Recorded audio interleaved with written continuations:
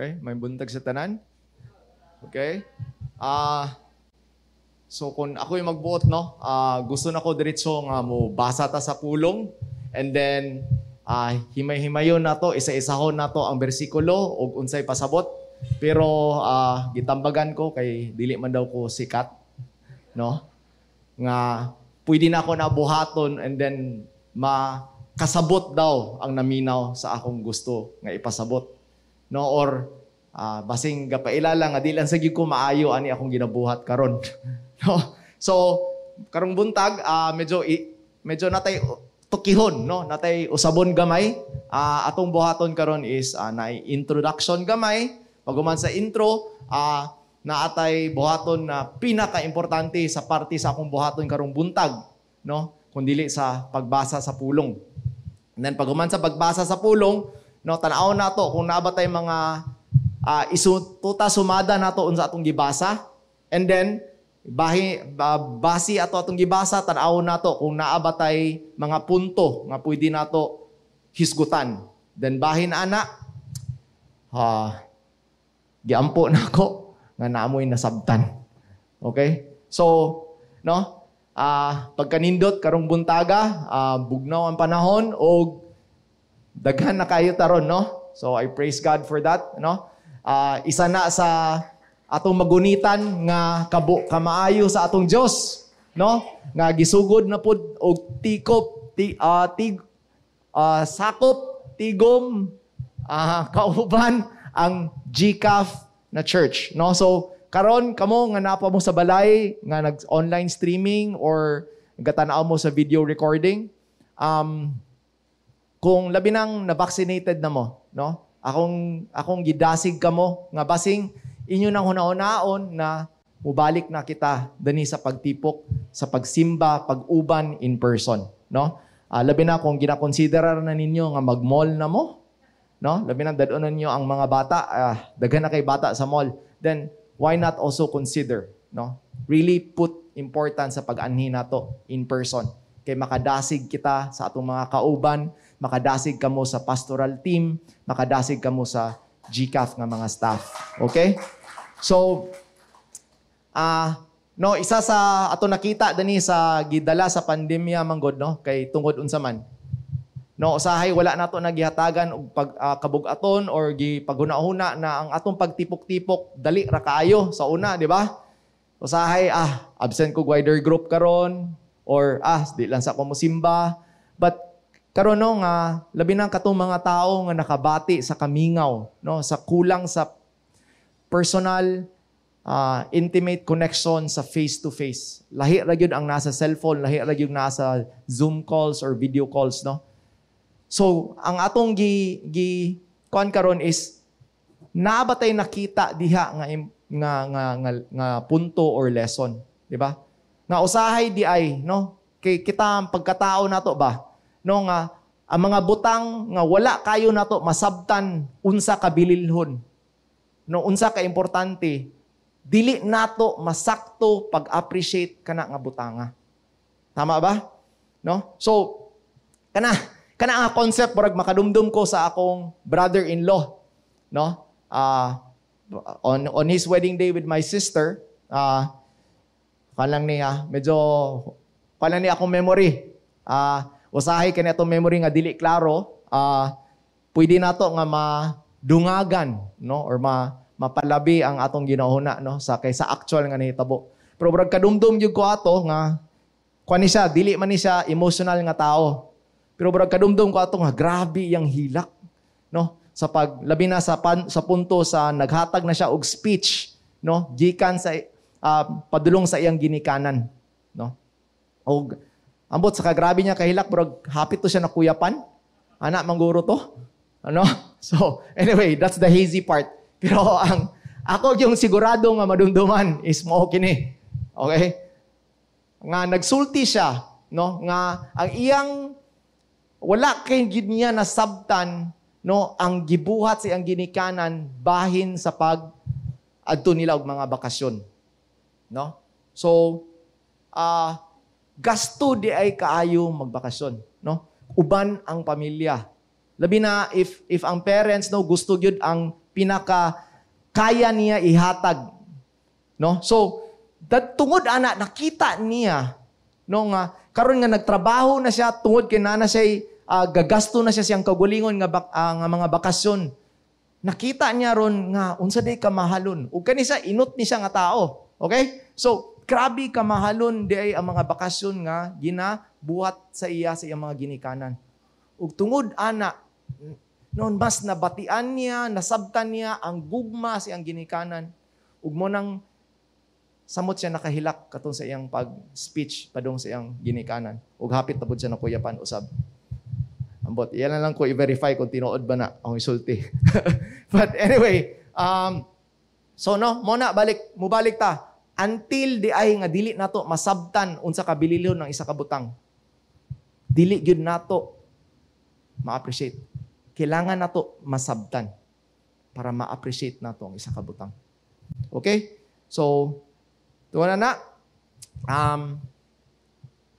Basahon nato ang pulong karon. Akong ginaimbitar kamo, palihog, dala inyong Biblia, abrihi inyong Biblia, ug magbasa kita sa Hebreo, Kapitulo 9, versikulo 15, padulong sa 18.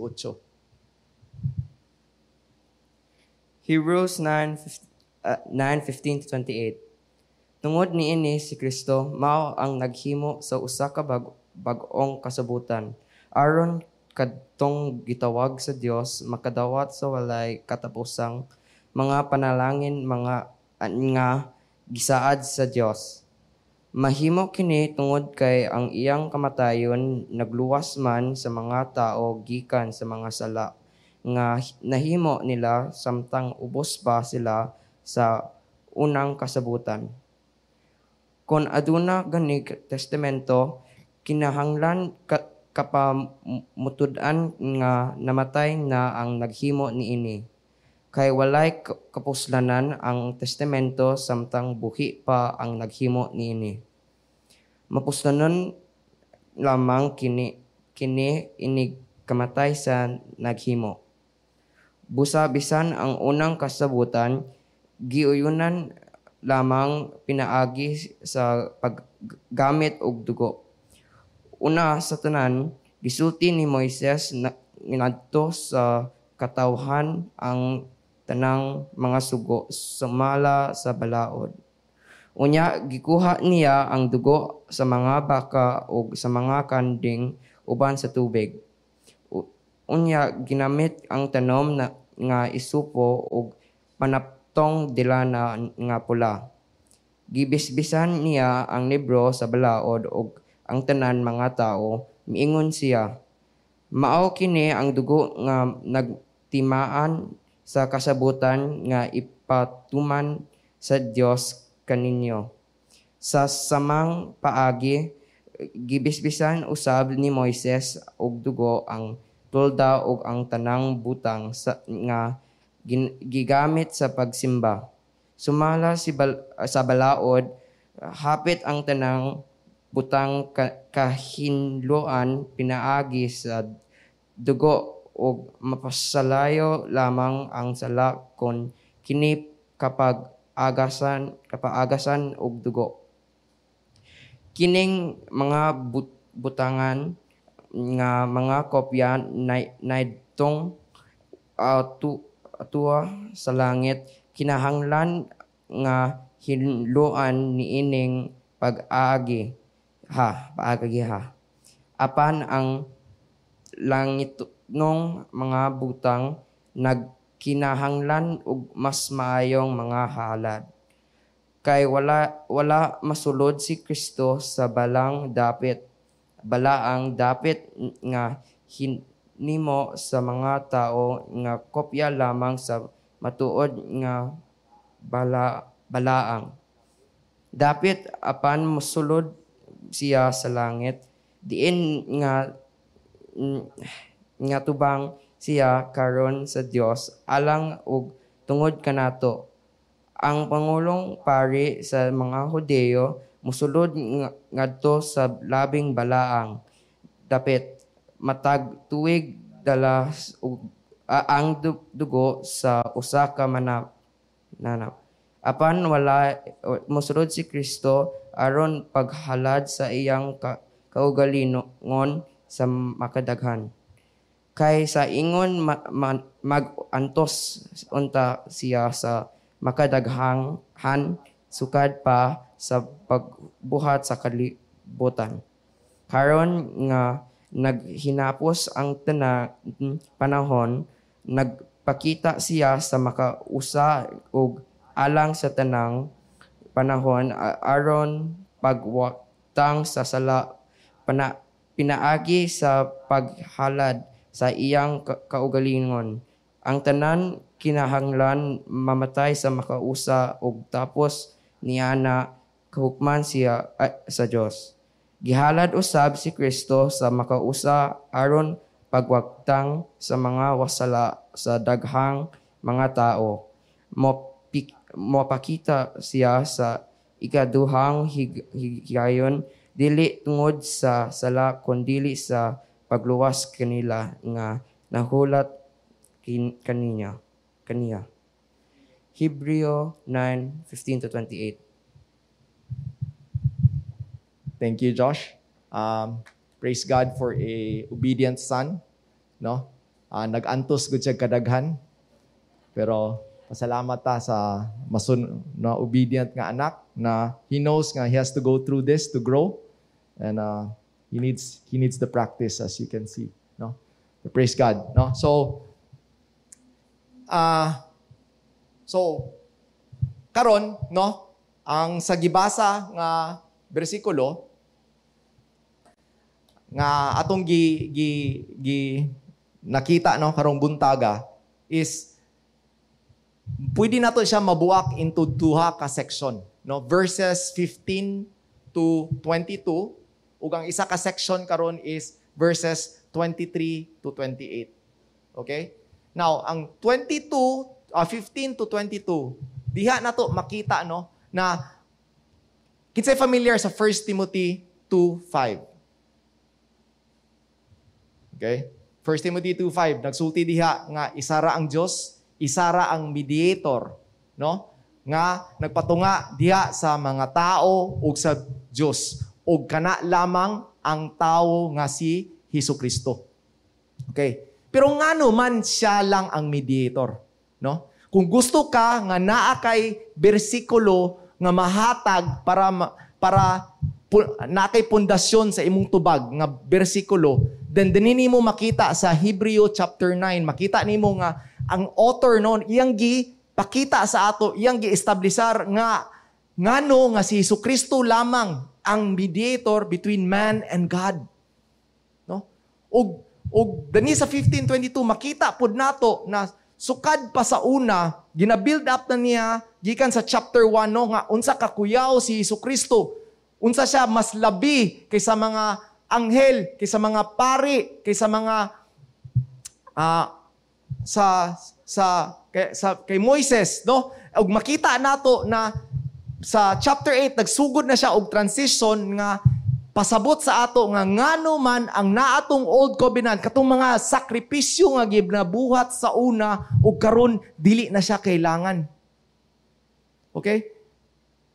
And sa paghatag niya ani nga mga punto, makita nato sa 15 and 22, ginaplastar na niya ngano kinahanglan mamatay si Kristo. Mo nato makita sa 15 and 22. Ug mulahos ta sa 23 and 28 makita nato, no, na gipakita niya karon ang bililhon, ang kabugaton, ang pagkatsada, ang pagkagrabe nga sakripisyo ni Hesukristo. O gigamit niya karon ang ilustrasyon sa templo ug sa mga pari para mas masabtan nato ngano dakong sakripisyo ang gibuhat ni Hesukristo. Ngano dako siya, ngano bugat siya, ngano importante siya. So karong buntaga,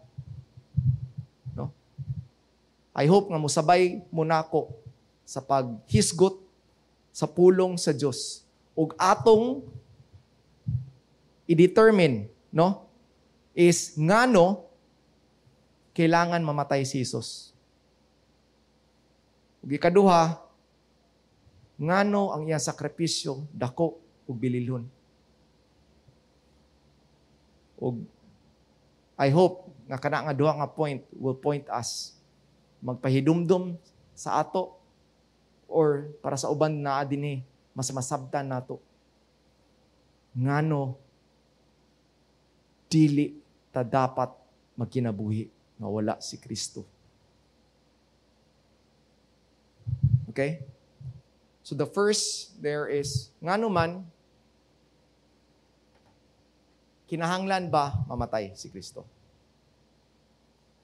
And usually, masulita nga, kabalo na may anak sa tubag. Di ba? And ang usual nga tubag, ana, is, syempre, tungod sa hustisya sa Diyos. Di ba? Kailangan ang hustisya sa Diyos, mo nang magugmahon ang Diyos, pero kailangan siya mamatay.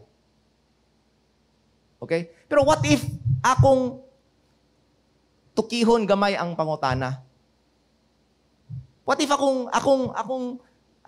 ning-anion pagpangutana? Kung ang Diyos nagtuo gayud kita tanan, nga siya'y tag-iya aning kalibutan, siya'y tag-iya sa imong kinabuhi, siya'y tag-iya aning tanan. Di ba? Dili day pwede nga iya na lang buhaton, magbuot siya, kaya siya may magbuot, i-quits na lang niya tanan.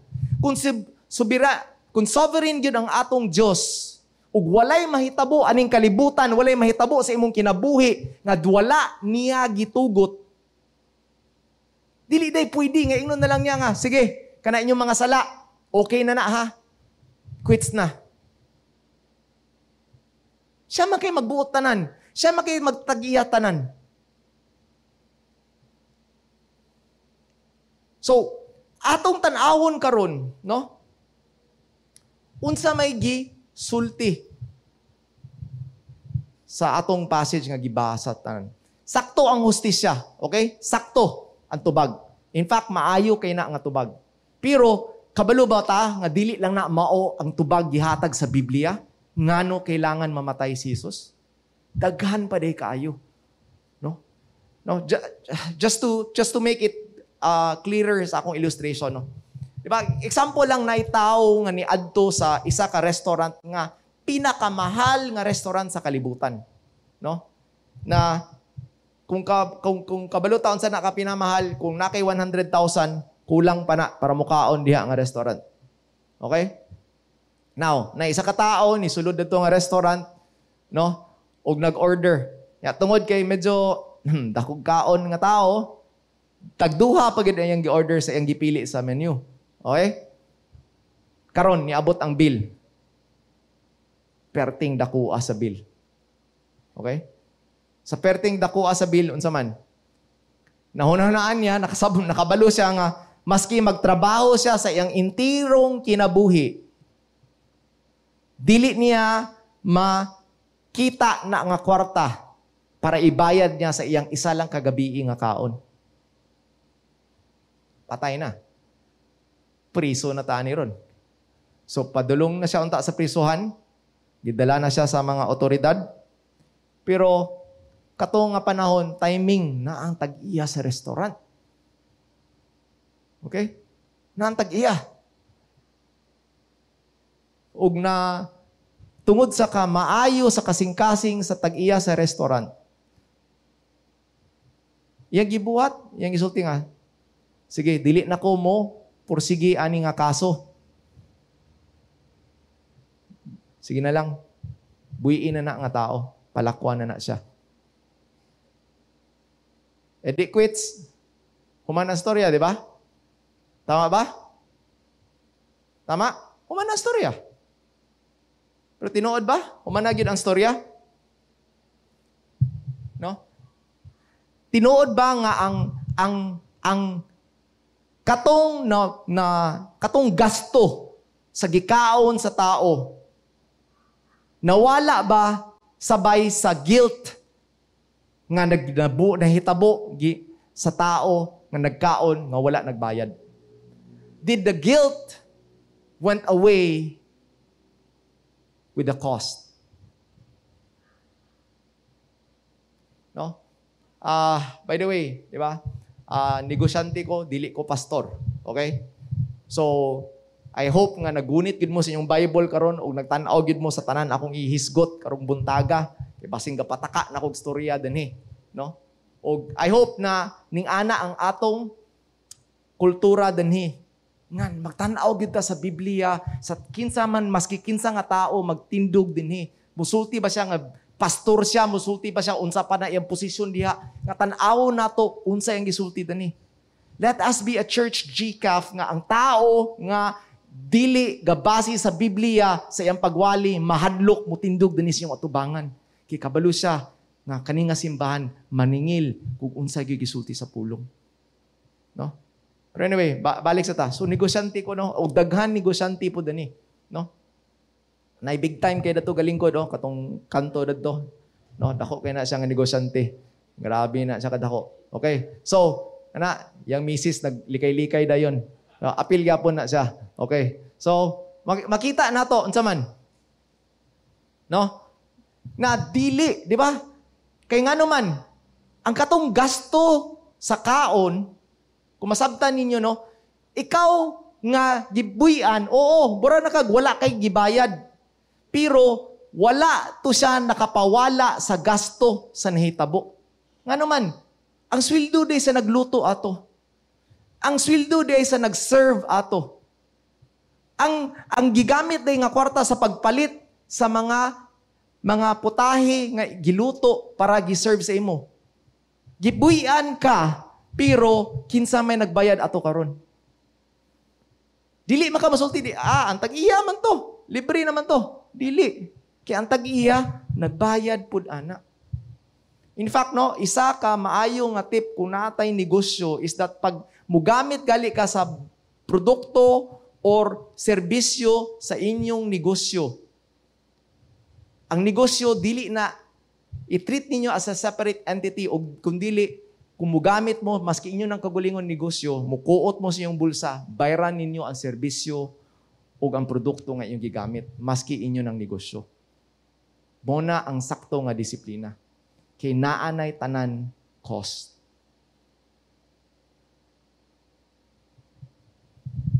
So if makita nato na nga punto karon, unsa may sulti karon sa bersikulo. Okay. Tan-aw nato karon dani sa taas on verses 15 to 17. Natay makita danhi karon kung unsa man ang punto nga naa danhi nga makatabang sa ato og tubag sa pangutana or di madungagan ang atong tubag. Madungagan ang atong pagsabot ngano kailangan mamatay si Kristo. Okay? So makita nato danhi no? Verse automatic lagi ni no. Verse 16. Okay. Basita danhi kung aduna gani testamento kinahanglan amahan gyud ko. Kapamatud-an nga namatay na ang naghimo niini. Okay? So guys, di ba? Gihisgutan nato nga naanay transition karon gikan sa Old Testament padulong sa New Testament. Og gipakita dani karon sa nagsulat sa Hebreo nga tanan di ay mga kasabutan. Kung tan-awon nimo ang pamaagi diha sa Dios, wala siya kasabutan nga gihatag diha sa tao nga walay gasto, walay cost. Ug ang cost nga iyang ginapaningil perme sa mga kasabutan is kinabuhi, pasabot, kamatayon. So naibag-o karon nga will, naibag-o nga testament, naibag-o nga covenant ang gusto ihatag sa Dios sa ato. Ug iyang gilatag ning ani nga pamaagi. Ingon siya nga kung kay walay kapuslanan ang testamento, ang covenant, ang will Samtang buhi pa ang naghimo niini. Mapuslanon lamang kini inigkamatay sa naghimo.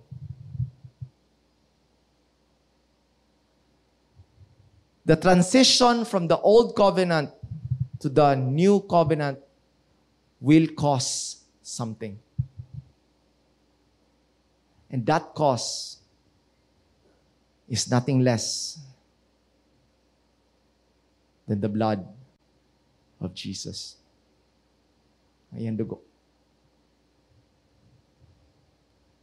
So guys, isa ni siya sa importante nato nga pagsabot. Kay ngano no basing na mga utanan ninyo nga ngano man sa una gasakripisyo pamantag mananap. Ngano man kailangan pamanta mo patay. Sila og mga mananap para ihalad nila diya sa Dios. Makita na nato karon nga wala naman.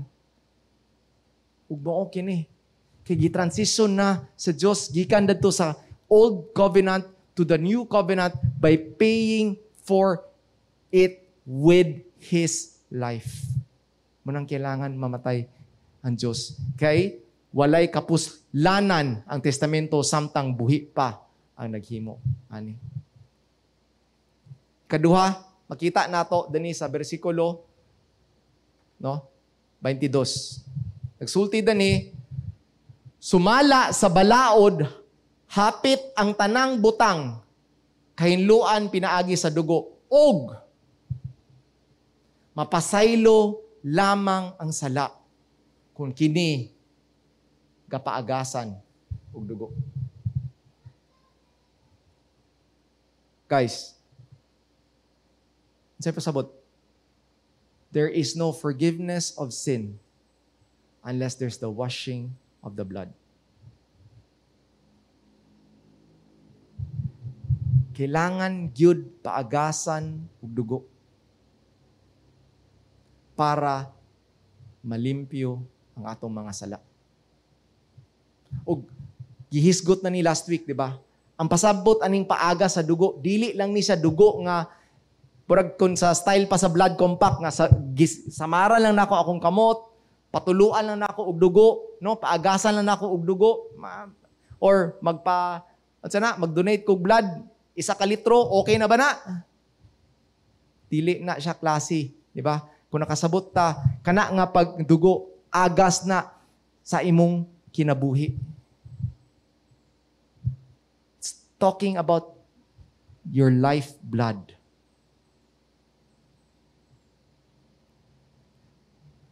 Ug so kaning karon makita nato nga dili lang day ang hustisya sa Dios maoy nagpakinahanglan nga magpakamatay siya. Kung dili nakita nato karon na tungod kailangan gyud ang dugo niya. Dili lang tungod sa iyang hustisya, kundi kailangan gayud ang iyang dugo para muhugas sa sala. Iyang dugo, uban ang iyang kinabuhi. Okay? Next is dako ang sakripisyo. Ngano dako man ang sakripisyo nga gibuhat sa Dios? Ngano bugat man siya? Okay? So, ato makita sa verse 24. Verse 24 nagsulti dani kay wala mosulod si Kristo sa balaang dapit nga hinimo sa mga tawo nga kopya lamang sa matuod nga balaang dapit apan misulod siya sa langit. Diin nangatubang siya karon sa Dios alang ug tungod kanato. You see, here makita nato nga ang difference, ang isa ka example as we have discussed is ang templo karon, di ba? And I believe this has been discussed in the previous messages, di ba? Nga makita nato nga ang templo is only a copy. It's only a shadow of what it is for real in heaven. Kung unsa gid siya tinuod didto sa langit. Og ang pagpakamatay ni Jesucristo sa iyang pagsakripisyo, wala niya gibuhat nga pariha diha sa katong mga pari sa linya ni Levi. Nga nagsulod lang sila dadto sa templo nga hinimo sa tao, hinimo sa kamot. Kudili, nisulod gid siya dadto sa langit. Sa tinuod, gayud, walay tao makabuhat ana, kudili si Jesucristo lamang. Wala na niya gibuhat danhi lamang sa kalibutan kundi dadto sa langit. No? And then makita din nato next is dinhi sa verse 24 kay wala mo sulod 25 ang pangulong pari sa mga Hudiyo. So templo 24, 25 ang pari na pod. Ang pangulong pari, the head priest sa mga Hudiyo mosulod ngadto sa labing balaang dapit matag tuig dala ang dugo sa usa ka mananap. Apan wala mosulod si Kristo aron paghalad sa iyang kagulingon sa makadaghan. Diba? Makita na ninyo dadto nga ang pari, di ba? Every year sila musulod. By the way, kanang every year nila nga pagsulod. Kabalo mo unsa ang ilang pangayog pasaylo ana sa Dios? Dili ang moabutay nga tuig. Okay? Every year nga ang ilang gipangayog pasaylo sa Dios is ang katong ni labay na tuig. Kabalo ba mo? That's another foreshadowing of what Christ did. Diba? I think daghan ninyo maengkwentro nga mangutana mo nga, ngano man, giunsa man pagluwas sa mga tao nga sa Old Testament nga si Jesus, naa pa man siya na tao dani dapit sa New Testament. Giunsa man pagluwas kanila.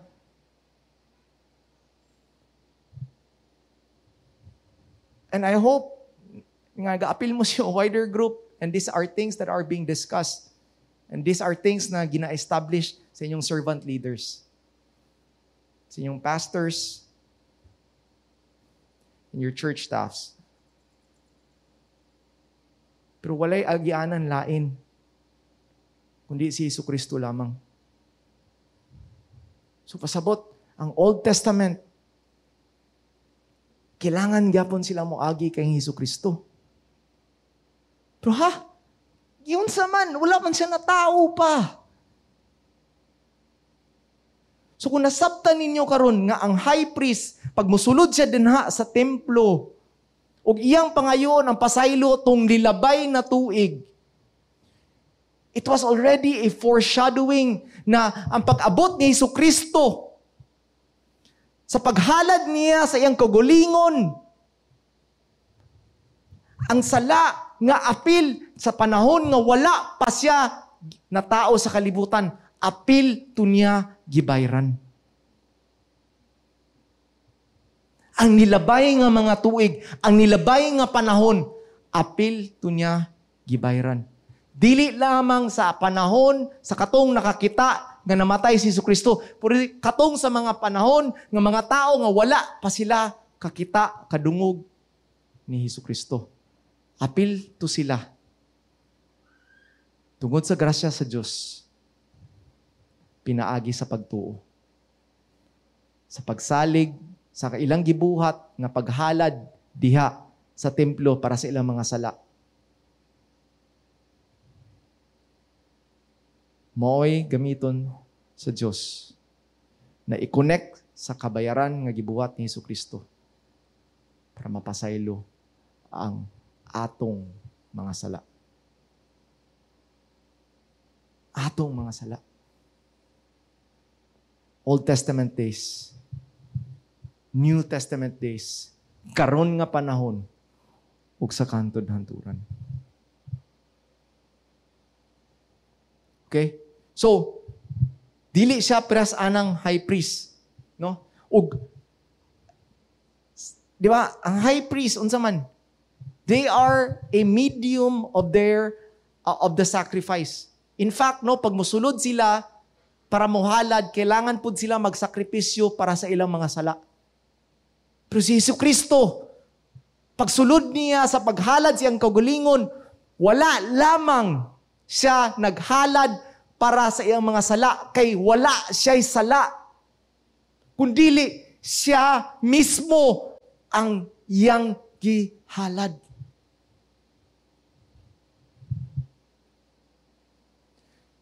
So kung ikumpirahan mo siya sa templo o sa mga pari, layo ra kaayo. So unsa may labot na to ani karon? Kung naminaw mo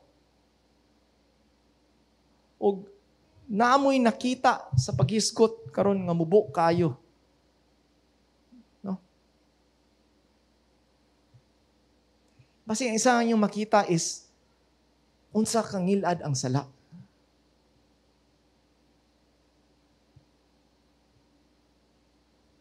Naana ba mo sa punto sa inyong kinabuhi karon nga grabe mo kang ngilaran sa sala? Na dili na ninyo kaya magpadayon sa sala kay di na yun mo ganahan sa sala. Dili ka pasabot nga perpekto ang atong kinabuhi. Dili pasabot nga dili ta makasala. Pero sa kangilad sa sala, kung nakita ninyo unsa kangilad ng sala, kangilad ang sala tungod kay unsa kabalaan ug kabuutan sa Dios. Ayaw ninyo na tan-awa ang sala pinaagi sa gamit sa inyong panglantaw nga tawo.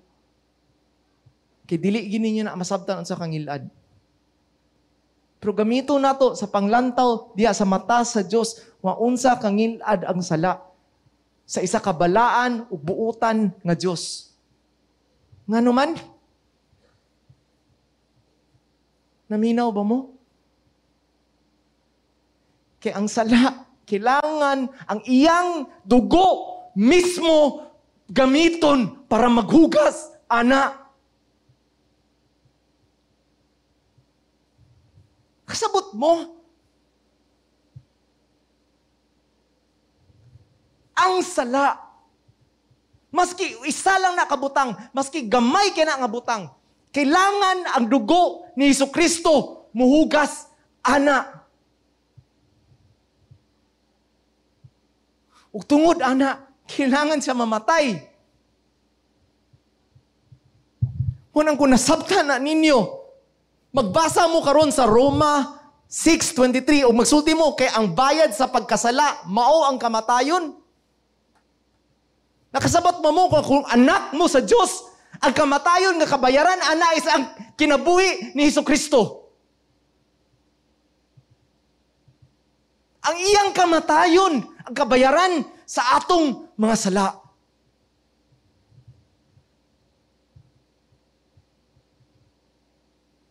And if we understand that, why do we let sin prevail in our lives? Di ba, naa kay Diyos nga balaan, naa kay Diyos nga maayo. Pero kabaw kaon sa iyang gibuhat para mabuhat niya ning kamatayon? Iyang gihimo, iyang kagulingon, ubos pa sa mga anghel. Kasabot ka, hari, ang Diyos, himuon niya iyang kagulingon, mas ubos pa kaysa iyang hinimo ng mga anghel para mahimo siyang tao. Ug karon, di ba? Kinsa man dani sa inyo nga kung naamoy choice na matao mo usab dani sa kalibutan. Ngamayon ko nga, sige, kung unsa akong kinabuhi karon mora gyapon. Or naaba sa ato dinhi nga I want a better life. O kung matao kog usab, syempre, anak ko sa hari guro or mahimo kong prinsipe or princess. Or dadto ko sa dadto gyud ko sa Amerika matao. Okay? No? Diba? That's typical for a Filipino. A lot of us wants to be Americans.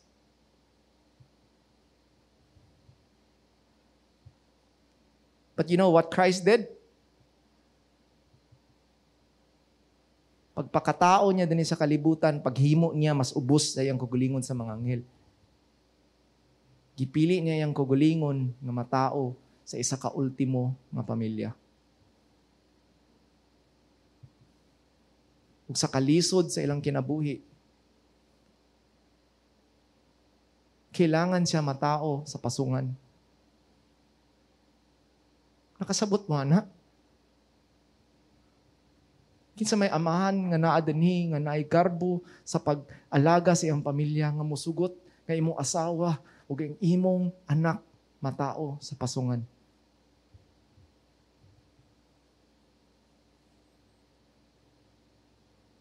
Pero mo na ang kailangan nga buhaton ni Jesus. Kitungod sa kangilad sa atong mga sala.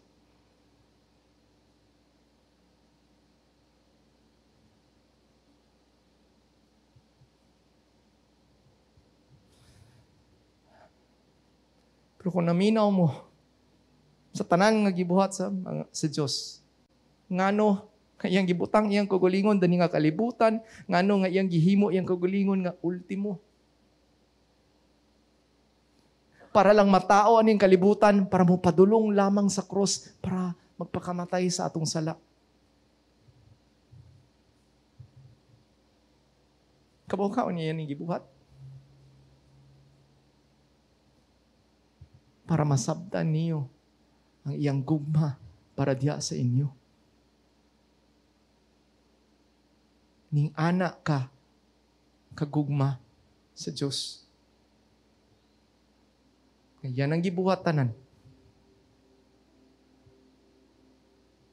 Yang giigonta tanan. Yang gidawat ang tanan sakit, lisod, pag-igwanta.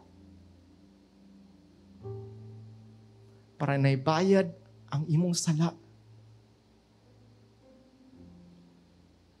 Para makakinabuhi ka nga madaugon sa sala. Makabuhi ka nga dili na ka magbayad sa imong kamatayon sa imong mga sala.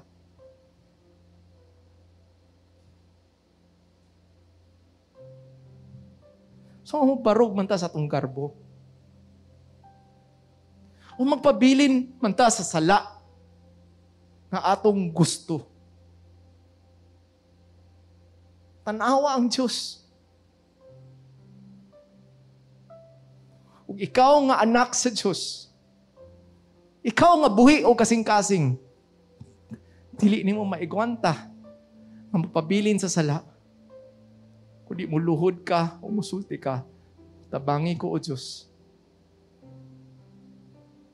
Tabangi ko o Diyos. Tabangi ko o Diyos.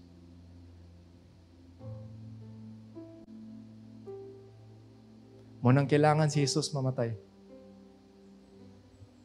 Munang ang bugat kay ang kamatayon. Munang dako kay ang sakripisyo.